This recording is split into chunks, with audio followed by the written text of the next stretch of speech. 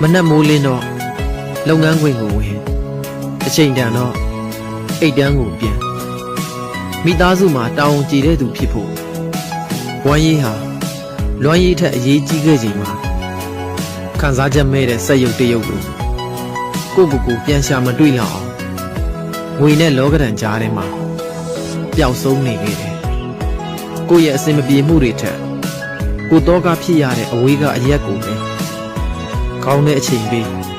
ဖဲ့တွေးရင်အချိန်တွေဟာဒီလိုပဲကုံဆုံးသွားခဲ့တယ်ရင်းရော်ချင်းတွေဟာရောက်တဲ့အချိန်နဲ့စောပြီးကိုစီရောက်လာခဲ့တယ်ထင်တယ်တခါတလေတော့လေလူဘဝဖြစ်တည်ခြင်းရဲ့အနက်အဓိပ္ပာယ်တွေကိုနှမျောစွာတွေးမိပါတယ်ဘလို့ပဲဖြစ်ပါပခုံးမော်ကဘဝပေးတောင်းကိုတော့ကိုတတ်နိုင်တဲ့ခြေလှမ်းတွေနဲ့ထမ်းပေးခဲ့ခြင်းပါသေးတယ်